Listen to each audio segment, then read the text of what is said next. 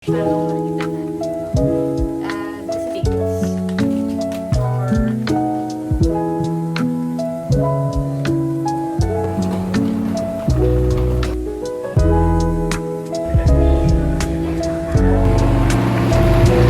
guys for departure area.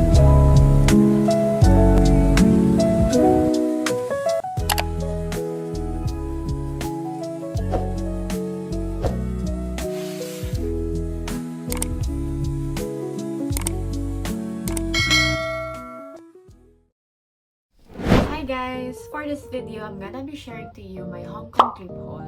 So, hindi siya ganun kadami and hindi siya ganun ka mamahalin kasi this trip is very planned as a budget trip talaga. And kung nakikita nyo guys, pagod na ako. Nakapag-freshen up na ako after our last destination for this day since tomorrow na ang trip and then we're just gonna have this quick haul for you guys. So let's start with this. Hindi ko na siya in order ha kung kailan ko siya nabili. Whichever date na siya. Okay. So I have here itong 10 pesos na face mask na binili namin sa Langfang. Langfang is parang Watsons pero more on mas skincare and then medical medicines, mga ganun.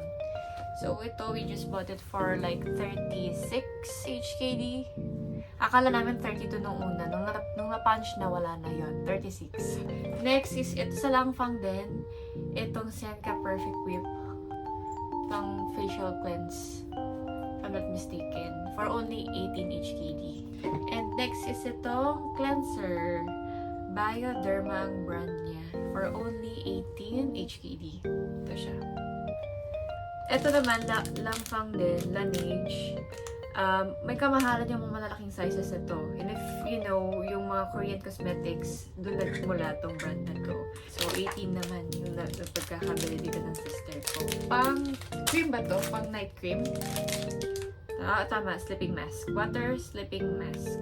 And then, after namin mag-gumping na may cable car guys, Gumping Pier 60. Dumiretso kami ng Citygate outlet, which is na sinasabi nila may kamurahan na items. Pero, for me, parang wala pa rin mas tatalo sa mga sale natin sa Pilipinas. No? Ito, I bought 3 items from Bath and Body Works. Tinanggal ko na siya sa, sa paper bag para at least maayos siya, tsaka mapak namin na maayos sa maleta.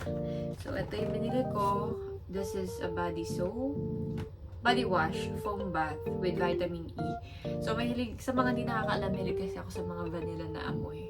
So, I bought 2 for like 25 HKD. Around something like that. And then, itong isa, basta ang total ko is naka 76 HKD ako. Tapos, itong isa naman is vanilla naman siya na body lotion. Moisturizing body lotion. So, ito mas mabigat ng konti kasi naka bote. Yung lalagyanan niya. Not unlike ito is naka-plastic. Next is yung sa ibang branch naman to ng Langfang. Pero Langfang pa rin. Tiger Balm.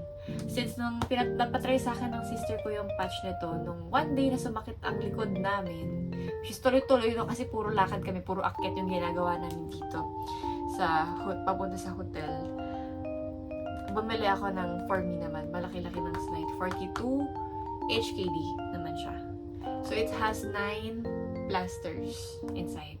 May mas malaki pa dito, 127, around 10 to 12 yung plasters na meron siya. Kung ikaw, gusto mo yon much better, mas marami. No? Kung mahilig kang gumamit ng mga, let's say, salon pass, tulad ni Tiger Balm. And then, eto, binili ko sa Sasa. Ito yung perfume na maliit na ang brand ay Trussardi. I'm not sure if I pronounce it correctly. 55 HKD. So, I think this is, I consider this one na maging remembrance ko. Kasi I'm starting to collect na rin perfumes. So, gusto ko talaga yung mga amoy ng mga floral. Next, last na natin itong food. Hindi siya ganun karami guys. Kanina lang to, nagmadali lang kami.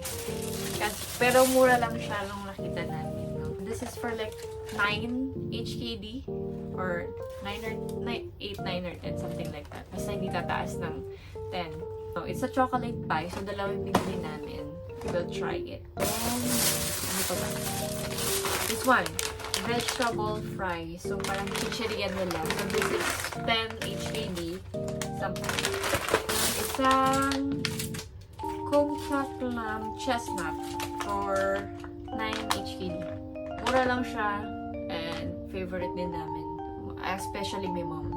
And nung paalis na kami, dapat kasi bibili pa kami dun. Pero sinabi magsasara na.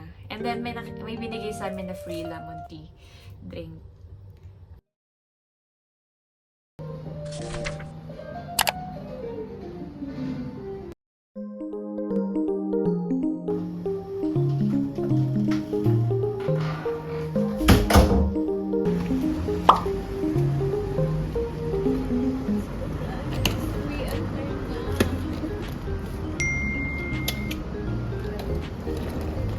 Hindi naman na siguro mas mahirap kumabas since pababa na siya. And wag lang mag-diretso sa baba. Bye-bye, Baby Central!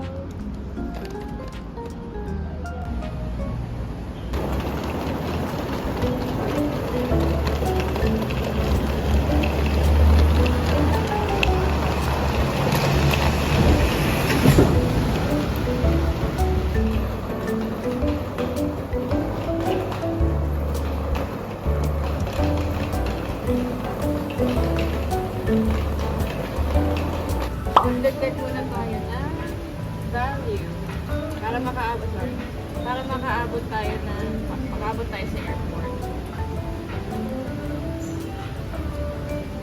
So, ang minimum deposit or add value is 50 lang and 100. Pwede rin siya sa 7-Eleven. Total balance, 120. Pero 110 lang yung value niya from Central Station going to the airport. So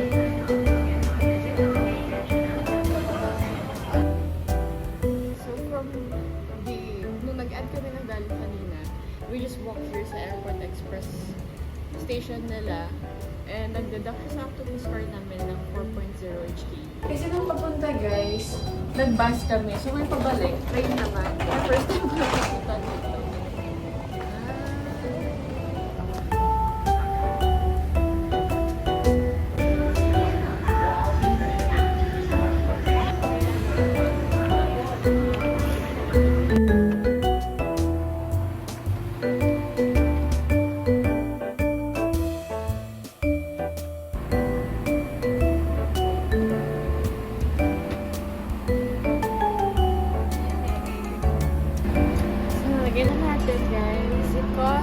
Going from here to the airport, 106 HK. So, sakto lang, may tira pa yung laman. Breakfast! And, ayan, dito namin nilagay yung bags namin sa gilid. At front lang namin siya. So, namamonitor namin namin siya. And, yeah, kami yung unang umupo. So, wala po kami sasabay. That's why we have a lot of space. And we have time to rest pa.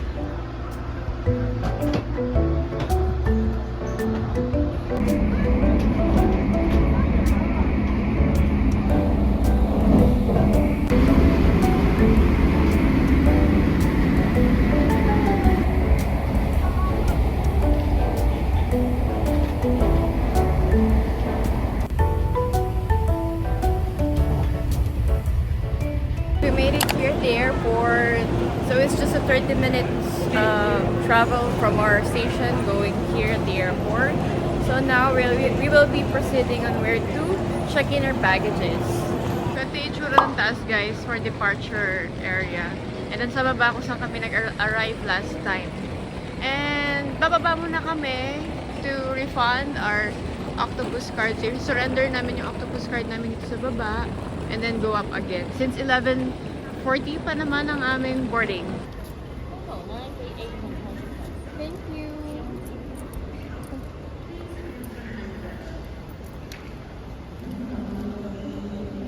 We went back where we bought our octopus card. We just surrendered it here to this station, to this Airport Express MTR train and tickets only. Customer service. So, supposedly 50 HKD yung makukuha namin pabalik. But they have a refund fee na 11 HKD. And may laman pa actually yung card namin na 10 HKD. So, dun na lang binawas yun. And then, we got 49.1 HKD each for a total of 98.2. So, at least may bumalik pa rin at may pangkain pa tayo. So, yun yung difference, guys. If you bought your Octopus card here, it can be refundable.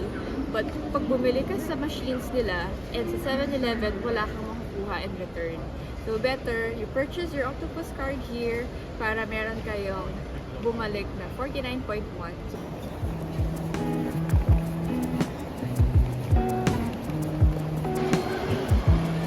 So, mas quickly ang pila ng online check-in compared sa regular one.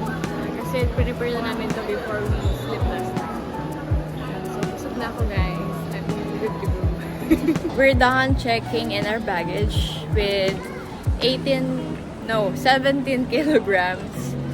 Which is isa lang naman yung baggage namin. And then nakapass na rin kami sa immigration and customs. And now, we're just waiting na mag-announce sila kung saan kami gate designated. Kasi based on our boarding pass, it says there, gate 0. So there's no gate 0 upon checking on their screen. So now, siguro stroll muna ng slide dito. Kaso hindi tayo bibili na, guys. Kasi wala na. No money na. Pabalik na.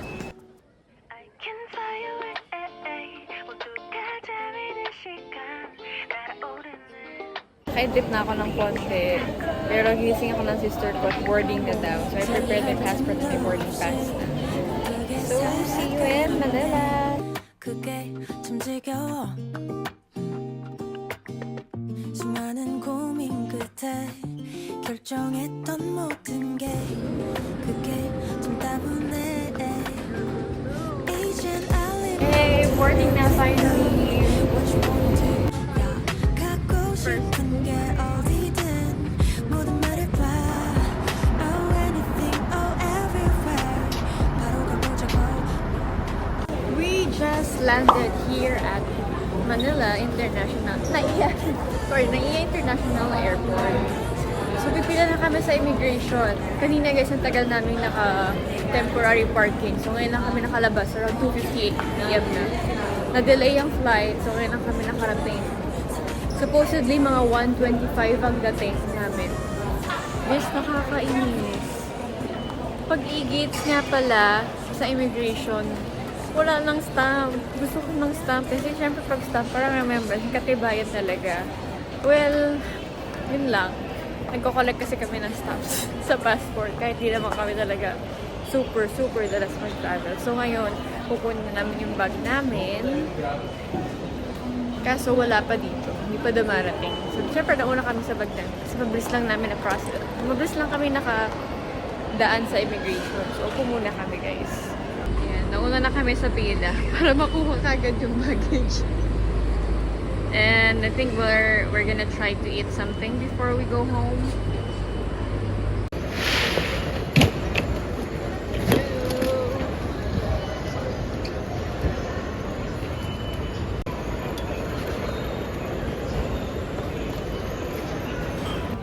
Update lang, guys, and I will be doing my outro na. So, minessage ako ng father ko kung nasa airport daw kami para mag-proceed kami sa Makati. Para hindi na kami gagastos ng malaki all the way to our home. So, mas nakamura kami. Dito na kami ngayon sa Toby's Estate Cafe Shop. And kain na lang kami later. So, thank you for being with me till this last video of my Hong Kong trip with my sister.